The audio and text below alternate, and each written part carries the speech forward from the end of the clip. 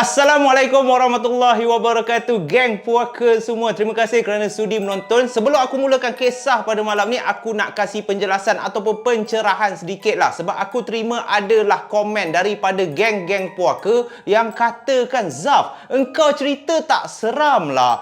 Mat, engkau cerita ni muka kau dah tak seram dah. Baik tak payah buat cerita seram. Muka aku juga jadi mangsa tu. Allahu Akbar. Siap ada yang komen, kalau nak seram Zaf, apa kata kau pergi cerita kat dalam hutan ke? Kalau tak pun kau make up, pakailah macam hantu yang betul ke? Janganlah sampai tahap macam tu. Kalau ikutkan hati aku, kalaulah boleh aku panggil bomoh ke, dan bomoh tu panggil kau Pontianak, pocong, toyol supaya aku boleh interview. Dah berapa lama jadi hantu? Dah lama dah aku buat. Tetapi aku lebih kepada pengajaran dan juga iktibar. Lagi satu, kita nak dengar cerita seram ni, kita nak release stres saja. Kita nak rasa keseraman tu sedikit je. Kalau korang dah betul-betul rasa takut, dah memang sampai trauma nak pergi tandas, tak berani apa semua, tak ke dah lari daripada pegangan kita yang sebenar? Kerana kita hanya perlu takut kepada Allah Subhanahu Wa Taala. Jadi aku harap dah jelas. Kalau korang nak keseraman yang sebenar, korang nak yang tahap, woi, aku nampak lah Pontianak tu, kau pergilah tengok YouTuber yang buat paranormal ke. Kalau tak pun ramai lagi YouTuber yang memang betul seram, yang muka dia macam hantu betul pun ada. Itu pilihan di tangan korang semua. Jadi untuk meredakan kemarahan korang tu, apa kata aku mulakan dengan selawat Nurul Mubin. Jomlah kita ramai-ramai berselawat ke atas Nabi junjungan kita, Nabi Muhammad sallallahu alaihi wasallam. Bismillahirrahmanirrahim. Sallallahu Rabbuna ala nuril mubin Ahmad al-Mustafa Sayyidil mursalin. Sallallahu Rabbuna ala nuril mubin Ahmad al-Mustafa Sayyidil mursalin. Sallallahu Rabbuna ala nuril mubin Ahmad al-Mustafa Sayyidil mursalin.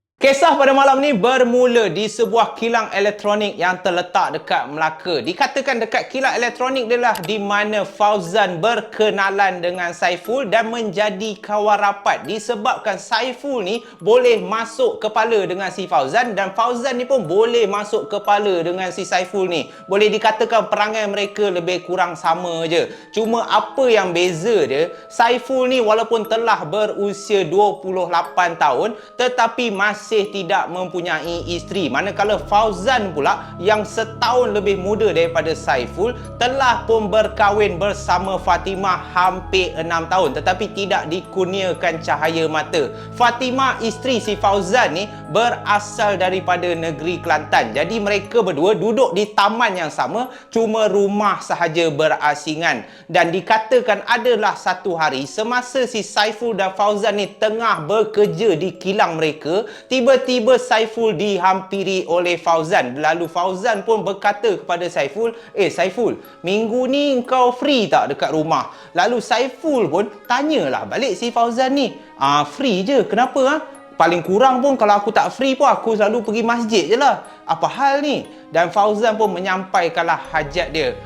Kalau tak menyusahkan kau lah, boleh tak minggu ni sahaja, lebih kurang seminggu ni aku nak tinggal bersama kau. Jadi bila Fauzan cakap macam tu, terkejutlah si Saiful ni sebab dia dah memang tahu Fauzan ni ada isteri. Apa hal yang kau nak tinggal rumah aku? Kau bergaduh ke? Tetapi Fauzan memberitahu si Saiful, tidak, aku tak bergaduh. Sebenarnya isteri aku terpaksa pulang ke Kelantan. Dikatakan atuk belah isteri aku sedang nazak dan disebabkan itulah Saiful ni berasa teramat sedih. Ya Allah, sampai tahap macam tu aku doakan semua perjalanan dia dilancarkan oleh Allah Subhanahu Taala lah. Tak apalah, aku pun kesian tengok kau kan. Kan nanti kalau kau duduk seorang-seorang, kau main sabun ke apa, dah pisang pula. Tak apalah, duduklah dengan aku. Lagipun aku memang seorang kan. Dan Saiful pun bersetujulah untuk Fauzan ni tinggal bersama dia selama seminggu sementara isteri dia pulang ke kampung. Jadi keadaan pun macam biasa, tetapi selepas hampir 2 minggu di tempat kerja juga, tiba-tiba Saiful ni dihampiri ataupun Fauzan ni datang lagi sekali kat Saiful. Cuma kali ni dalam keadaan resah. Jadi Saiful ni dah terkejut dah. Kau ni apa hal? Kau okey tak Fauzan? Apa berpeluh-berpeluh ni kan? Muka Fauzan ni dah gelabah gila dah dengan berpeluh-berpeluhnya, dengan tercungak-cungak. Manalah Saiful ni tak pelik. Lalu Fauzan pun bagilah tahu Saiful, malam ni boleh tak kau ikut aku balik Kelantan? Lalu Saiful pun terkejut lah. Apa hal yang aku nak ikut kau balik Kelantan pula? Apa yang jadi sebenarnya ni? Dan Fauzan pun memberitahu sesuatu yang membuatkan Saiful ni terkejut. Fauzan ni cakap, kena ikut akulah balik, boleh tak? Engkau tak payahlah jadi imam kat masjid tu. Engkau ikut aku balik sebab ni emergency ni. Sebab dikatakan atuk isteri aku tak mati-mati lagi. Lalu Saiful pun pelik lah. Alhamdulillah lah yang kau nak orang tua tu mati dah. Kenapa? Jadi Fauzan pun memberitahulah si Saiful. Masalah dia Saiful, bukannya aku nak orang tua tu mati cepat ke apa. Panjanglah cerita dia. Kau tolonglah, setuju je lah ikut aku balik Kelantan. Nanti time on the way nanti, aku akan terangkan semua benda. Aku dah tak tahu dah nak minta tolong siapa ni. Saiful ni cakap dekat Fauzan, aku boleh ikut kau balik Kelantan. Tetapi selepas kita bersama-sama menunaikan solat isyak dekat masjid malam ni. Lepas isyak, lepas dah settle apa semua, kita akan pulang ke Kelantan. Kau setuju tak? Lalu Fauzan pun bersetujulah. Siap. Fauzan ni cakap kat Saiful, terima kasih sangat Saiful. Ya Allah, aku dah tak tahu dah nak minta tolong siapa ni. Ini penting kau tahu tak? Terima kasih terima kasih. Okey.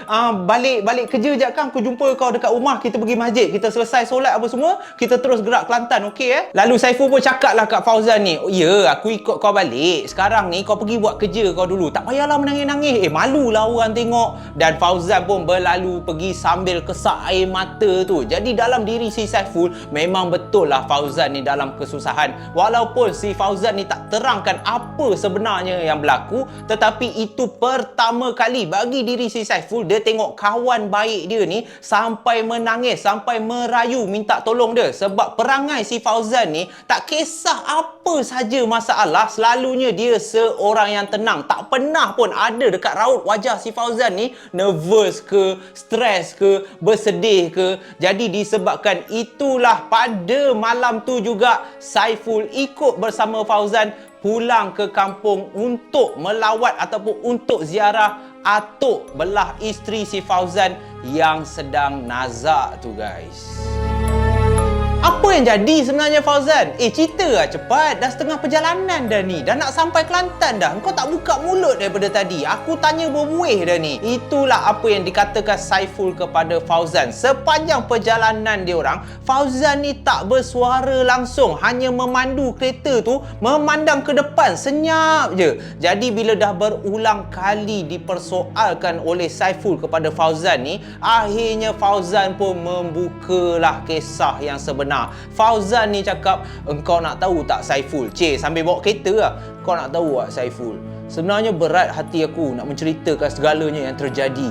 Tetapi selepas kau dah banyak bunyi macam ni kan, aku ajak kau ni bersebab, bukan kosong-kosong. Jadi itu telah membuatkan Saiful ni, aku tahulah sebab hawau. Orang Melaka kan. Aku tahulah, tapi kalau kau tak cerita kat aku, dah macam mana aku nak tahu? Kenapa aku nak kena ikut kau ni? Penting sangat ke aku kena ikut kau sampai balik Kelantan ni? Dan Fauzan pun cakap lah dekat Saiful ni, engkau penting Saiful. Lupa tengah bawa kereta. Engkau penting Saiful sebenarnya dalam cerita ni. Kalau kau tak ada, aku tak tahulah nak minta tolong siapa lagi. Kau ingat tak aku bagi tahu kau, atuk belah arwah isteri aku sedang nazak. Lalu Saiful pun menganggukkan kepala lah. Aku tahulah kau dah cerita kat aku. Tetapi apa punca dia? Lalu Fauzan pun cakap kat Saiful, sebenarnya dia dah lama kau tahu nazak. Bukan sekejap-sekejap tau. Dah masuk 2 bulan lebih dah. Keadaan atuk isteri aku tu, dia terlantar je. Orang kampung cakap sepatutnya atuk tu dah lama dah meninggal dunia. Tok Wan tu sepatutnya dah lama dah. Dah memang dah tak bernyawa dah. Sebab selama sebulan lebih, 2 bulan tu, Tok Wan tak makan, tak minum, minum, tak ada apa pun yang disuapkan ke dalam mulut Tok Wan, tetapi Tok Wan ni masih lagi hidup. Mata dia terjegil, terbuka memandang ke atas atap, tidak meninggal dunia. Dan itulah yang telah menyebabkan Fauzan ni dia berasa pelik. Lalu sebaik saja Saiful dengar si Fauzan tu cakap macam tu, lagi sekali si Fauzan ni kena maki dengan Saiful ni. Hawau lah kau ni. Apa yang kau baru bagi tahu sekarang, gila? Dah apa yang aku boleh buat? Kalau Tok Wan tu tak meninggal dah 2 bulan lebih, sepatutnya belah isteri kau tahulah apa nak buat. Kenapa kau nak kena panggil aku juga? Kau boleh diam tak, Saiful? Terus dimarahi oleh Fauzan. Saiful yang daripada tadi mulut dia membebel macam bontot monyet, sekarang ni dah senyap dah. Lalu Fauzan pun cakaplah dekat Saiful, sekarang ni aku tahu kau kawan baik aku, tak ada siapa dah yang aku boleh minta tolong. Kesian dekat atuk isteri aku, dah 2 bulan lebih tak mati-mati, terseksa orang tua tu. Lagipun Saiful, engkau tahu kan macam mana nak merawat orang. Dekat masjid tu pun kalau tak ada imam, engkau yang ganti, engkau yang jadi imam. Jadi aku naklah pendapat engkau. Nanti dah sampai kampung nanti, engkau cubalah apa yang boleh. Tengok kan atuk isteri aku tu, kenapa 2 bulan lebih tak mati-mati lagi. Lalu Saiful pun cakaplah secara perlahan dekat Fauzan ni, sebab member dah takut. Sekarang ni, Hawau, kau faham tak maksud aku, gila? Aku ganti jadi imam je. Yang aku tolong rawat tu, aku just tolong pegang je. Manalah aku reti apa-apa. Ya Allah, engkau ni. Tak semestinya aku jadi imam, aku reti nak merawat orang, aku reti nak tengok sama ada orang tu ada saka ke tidak. Ya Allah, kalau kau bagi tahu aku lebih awal, bolehlah aku sampaikan dekat orang yang betul. Bolehlah aku bagi tahu imam tu retilah rawat orang. Tetapi semuanya dah terlambat. Mereka dah separuh perjalanan dah. Lalu nak tak nak Saiful ni bertawakal sahajalah, meminta pertolongan daripada Allah. Manalah tahu, insya-Allah sebaik saja sampai dekat rumah nanti, dia tahulah apa nak buat dan dia harap dia bolehlah tolong atuk isteri si Fauzan ni. Jadi selepas dah bergaduh, dah berborak macam tu, akhirnya mereka pun sampailah di negeri Kelantan. Lalu mereka pun tak buang masa, teruslah menuju ke rumah Tok Wan yang dikatakan sedang nazak tu. Sebaik sahaja Fauzan dan juga Saiful ni sampai di pekarangan rumah, kelihatan begitu ramai orang yang dikatakan sedara mara belah isteri si Fauzan ni dah pun ada dekat rumah Tok Wan ni. Dan mereka semua sedang membacakan Yasin. Manakala daripada bawah rumah tu, si Saiful ni boleh nampak yang Tok Wan ni terbaring kaku dekat area ruang tamu tu. Hanya mata dia memandang ke atas atap, mata dia terjegil, tak berkelip pun Tok Wan ni. Lalu Saiful bersama Fauzi ni pun naiklah ke atas rumah dan duduk betul-betul di sebelah Tok Wan yang sedang terbaring ni tadi. Manakala saudara mara ni daripada tadi ada yang menangis, ada yang masih baca Yasin lagi, ada yang bila nampak saja si Saiful dan Fauzan ni datang, mereka berasa lega. Sebab apa? Sebab rupa-rupanya Fauzan dah bagi tahu isteri dia yang dia akan bawa Saiful, yang dikatakan kononnya dia ni tahu cara nak merawat Tok Wan ni daripada keadaan yang nazak, yang tak tahulah berapa lama lagi keadaan Tok Wan nak macam tu tau. Dah 2 bulan lebih dah tak meninggal-meninggal, tak makan, kurus kering orang tua tu. Jadi apabila Saiful ni dah duduk bersebelahan dengan Tok Wan ni, dia tengok keadaan Tok Wan yang nazak, yang uzur, dengan kulit ni dah tinggal tulang sahaja, tak ada isi dah. Boleh nampak badan Tok Wan ni,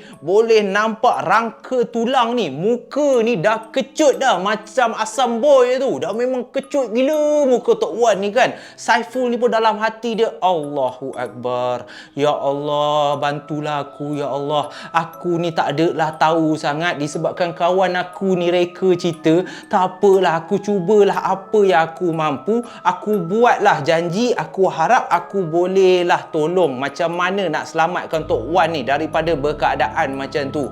Lalu Saiful pun mulalah baca Yasin disertai dengan beberapa ayat-ayat ruqyah. Dan di sinilah bermulanya sesi rawatan yang Saiful tak pernah sangka dia ada kelebihan untuk merawat, yang akhirnya telah membuahkan hasil.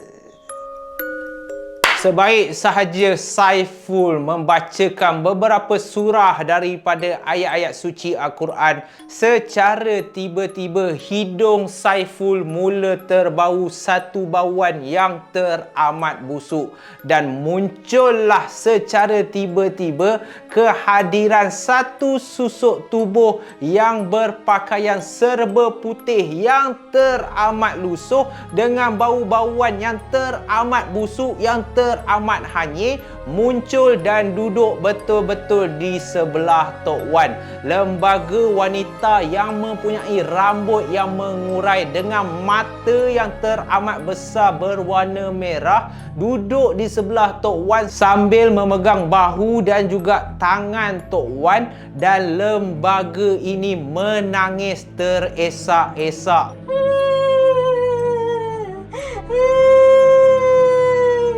Jangan tinggal aku. Jangan tinggal aku. Dan apabila Saiful nampak dan dengar lembaga yang menakutkan ni menangis di sebelah Tok Wan, Saiful dah menggeletar dah. Dia berdoa kepada Allah, "Ya Allah, kuatkanlah hati aku, Ya Allah. Tetapkanlah iman aku, Ya Allah. Berilah aku kekuatan pada malam ini, Ya Allah, untuk membantu hamba-Mu ini, Ya Allah." Itulah apa yang dikatakan oleh Saiful. Dan bila Saiful pandang sekeliling, seolah-olah hanya dia seorang sahaja yang boleh nampak lembaga ni yang tengah menangis dengan teresak-esak. Lalu Saiful pun sambil tunduk ke bawah, dia menujukan soalan dia yang pertama. Bismillahirrahmanirrahim. Engkau siapa? Kenapa engkau datang ke sini? Dan lembaga tu daripada keadaan menangis, dia terus menjawab pertanyaan Saiful. Aku kawan dia. Dia kawan aku. Jangan kau sakitkan dia. Aku sayang dia. Kau jangan sakitkan dia. Lalu Saiful pun menanyakan lagi beberapa soalan. Kenapa engkau mengganggu hamba Allah ini? Kenapa engkau berdamping dengan Tok Wan? Apa yang engkau inginkan daripada Tok Wan? Engkau baik jawab persoalan aku sebelum aku seksa engkau hidup-hidup. Dan lembaga yang dipercayai kuntilanak ni, daripada menangis-nangis dah mula marah dah. Dia dah mula memandang tepat ke arah Saiful. Dia kawan aku. Dia hak aku. Aku dah lama berkawan dengan dia. Jangan sesiapa pun cuba sakiti dia. Aku hanya ada dia. Dia seorang sahajalah kawan aku. Kalau engkau nak sakitkan dia, aku bunuh engkau. Saiful terkejut. Manalah tak terkejut. Dia bukannya berani sangat. Dia cubalah nak berdialog dengan jin tu walaupun dia takut. Sebab itulah Saiful hanya memandang ke bawah. Tak pasal-pasal kena ugut engkau dengan kuntilanak ni. Kalau Saiful cuba nak sakiti Tok Wan ni, kuntilanak ni akan bunuh si Saiful. Jadi Saiful pun memberanikan diri dia lagi. Dia tanya lagi kuntilanak ni, "Aku takkan sakiti Tok Wan, tetapi tidak boleh engkau berdamping dengan Tok Wan. Kalau betul engkau berkawan dengan dia, cuba kau tengok apa yang kau buat dekat kawan kau. Kau tak kesian ke Tok Wan ni dah hampir 2 bulan terlantar macam ni? Apa yang kau cuba buktikan? Sejak bila yang kau berkawan dengan Tok Wan?" Lalu lembaga ni pun mulalah menjawab segala persoalan yang ditujukan oleh Saiful kepada dia. Sebenarnya, sejak daripada muda aku dah berkawan dengan Tok Wan. Aku selalu ikut dia ke masjid. Tetapi aku hanya duduk dekat luar masjid sebab aku bukan beragama Islam. Selepas dia selesai menunaikan ibadah dia dekat masjid, aku sentiasa berada di sisi dia. Aku takkan sesekali sakiti dia. Dialah seorang kawan aku. Apa yang aku nak buat? Engkau tolonglah aku. Tolonglah aku. Lalu apabila si Saiful ni dengar kuntilanak ni dah menangis-nangis merayu dekat Saiful ni, tolonglah kawan baik dia Tok Wan ni yang dia dah kenal sejak muda. Saiful ni pun memberanikanlah diri dia. Daripada takut tu dia cubalah memandang ke arah kuntilanak ni. Lalu Saiful pun cakap lah, aku kesian dekat engkau ni sebenarnya. Bagus engkau anggap Tok Wan ni kawan kau. Tapi kalau kau nak jadi kawan yang baik, engkau tak boleh buat Tok Wan macam ni. Engkau tak kesian ke dekat Tok Wan ni? Dah hampir 2 bulan dah dia tak makan. Kurus kering dah macam kau dah muka Tok Wan. Dah sampai tak ada daging apa semua. Kalau engkau betul sayangkan Tok Wan, engkau kena pisah. Engkau kena berpisah dengan Tok Wan. Engkau tak boleh berdamping dengan dia. Selagi engkau buat Tok Wan macam ni, Tok Wan terseksa. Jadi bila lembaga tu dengar si Saiful ni nak pisah kan, dia marahlah balik. Tak boleh. Kenapa kau nak pisahkan aku? Dia ni je kawan aku. Tak ada siapa boleh pisahkan aku dengan kawan aku. Aku dah tak ada sesiapa dah. Ada tak cara lain yang aku boleh bersama dia? Ada tak cara lain yang kau boleh tolong selamatkan dia? Engkau jangan kau jangan tipu aku. Kau jangan cuba pisahkan aku. Nanti aku gigit kepala engkau. Aku nak bersama kawan aku. So Saiful pun terpaksalah memikirkan lagi. Allahu Akbar, dah macam ni pula dah. Ha Allah, celah mana yang aku nak tolong ni? So Saiful fikir. Tiba-tiba Saiful mendapat satu idea. Dia pun teruslah bagi tahu kuntilanak ni, macam ni lah. Kalau engkau betul nak berkawan dengan si Tok Wan ni, aku boleh benarkan. Tapi ada satu syarat. Lalu Pontianak yang sedih dan marah ni tadi tiba-tiba ceria. Sebaik saja dia dengar Saiful cakap macam tu. Ada cara ke yang aku boleh berkawan dengan Tok Wan sampai bila-bila? Apa cara dia? Aku sukalah orang macam kau ni. Jadi Saiful pun menerangkanlah dekat kuntilanak ni, macam ni lah, aku boleh izinkan kau berkawan dengan dia. Tetapi buat masa sekarang, engkau kena lepaskan Tok Wan ni pergi. Aku tak boleh benarkan engkau seksa Tok Wan macam ni. Selagi engkau berada di sisi dia, selagi aku tak putuskan segala perjanjian yang kau buat bersama Tok Wan akan terus terseksa macam ni. Dan engkau bukanlah kawan yang baik. Engkau nak ke jadi kawan yang menyeksa kawan dia sendiri? Lalu selepas dah dipsikologi oleh Saiful ni, kuntilanak ni akhirnya mengalah. Okey, aku dah tak nak tengok kawan baik aku terseksa disebabkan aku. Putuskanlah. Tetapi macam mana aku nak berada di sisi dia?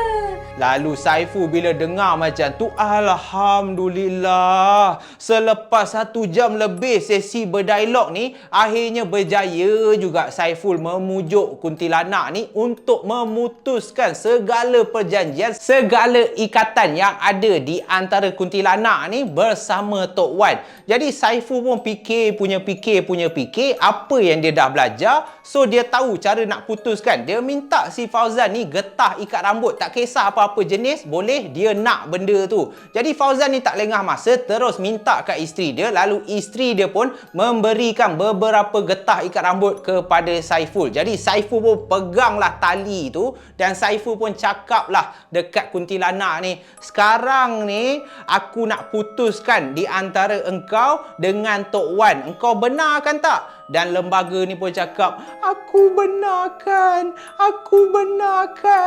Dengan nama Allah Subhanahu wa Ta'ala, sekarang ini aku putuskan segala ikatan dan juga perjanjian di antara engkau bersama Tok Wan. Allahu Akbar. Dan secara perlahan-lahan Saiful ni tarik getah ikat rambut tu, dan akhirnya sebaik sahaja getah ikat rambut tu terputus, bang, kuntilanak yang tadinya duduk di sebelah Tok Wan secara tiba-tiba gaib daripada pandangan mata si Saiful ni. Lalu Saiful yang dah keletihan selepas 1 jam lebih, dah nak dekat 2 jam dah sesi dia berdialog dengan kuntilanak tu, akhirnya alhamdulillah dengan bantuan Allah Subhanahu Wa Taala, akhirnya Saiful dapat menyelesaikan masalah yang dihadapi oleh keluarga Tok Wan.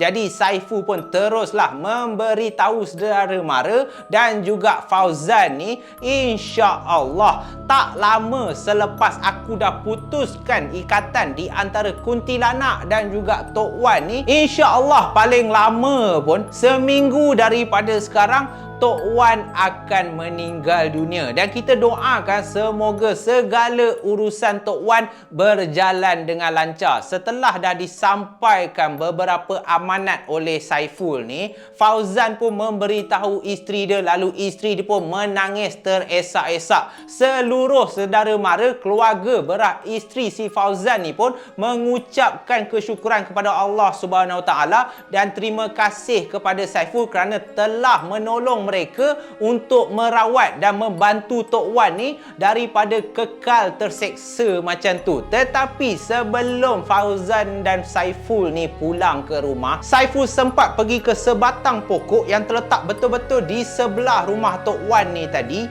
dan di atas pokok itulah Saiful terdengar bunyi teresak-esak. Lalu sebaik saja Saiful memandang ke atas, dia nampak kuntilanak yang dia dah pisahkan dengan Tok Wan ni tadi menangis dekat atas pokok tu. Lalu Saiful pun tanyalah kuntilanak tu, "Kenapa kau menangis?" Lalu kuntilanak tu pun cakap, "Aku sedih.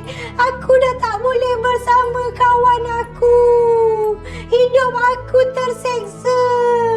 Macam mana kehidupan aku sekarang?"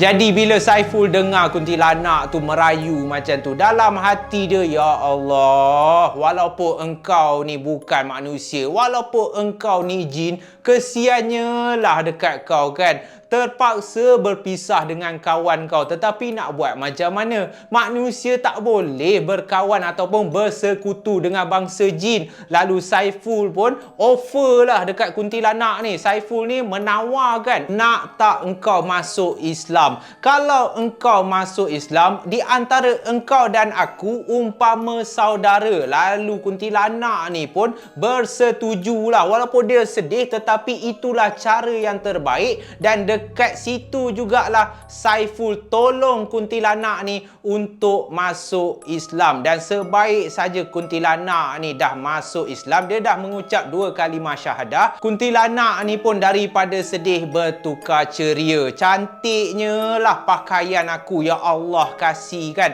Lalu Saiful pun cakaplah dekat kuntilanak tu, "Mulai hari ini engkau pergilah ke masjid-masjid, engkau beribadahlah kepada Allah, dan dekat masjid tu kau akan dapat lebih banyak kawan, teramat banyak kawan-kawan yang boleh menceriakan hati kau." Lalu kuntilanak tu pun ucapkan terima kasih kepada Saiful sebelum berlalu pergi. Dan itulah kisah yang dialami oleh Saiful sepanjang dia menolong kawan dia si Fauzan ni merawat atuk kepada isteri si Fauzan yang bernama Tok Wan ni tadi. Dan dikatakan alhamdulillah tak sampai seminggu pun, selang 2 hari selepas Fauzan dan juga Saiful ni dah merawat Tok Wan ni, Tok Wan dikatakan telah meninggal dunia dengan aman. Alhamdulillah. Dan aku harap geng puaka semua dapat pengajaran daripada kisah yang dialami oleh Saiful dan juga Fauzan ni guys. Alhamdulillah, itulah saja guys kisah untuk malam ni. Aku harap korang terhibur dan dapat segala pengajaran daripada kisah pada malam ni. Dan insya-Allah kita akan jumpa lagi dalam malam. Boom. puaka yang akan datang guys. Ingat, jangan sesekali berdamping dengan jin. Tak kisahlah jin tu baik macam mana pun, seorang manusia tidak boleh berkawan, lagi pula berdamping, minta tolong jin. Ingat, apa saja kesusahan yang kita hadapi, jangan sesekali kita berpaling daripada pertolongan Allah Subhanahu Wa Taala. Jadi stay safe, stay healthy guys. Kita jumpa lagi, kekal ceria geng puaka semua. Muah! Dah berulang kali juga Zaf cakap I love you guys so much, geng puaka. Yang mana tak suka tengok tu, pergilah tengok channel lain. Kita dekat sini nak kekal ceria. Itu sajalah. Bye bye guys. Stay safe, stay healthy.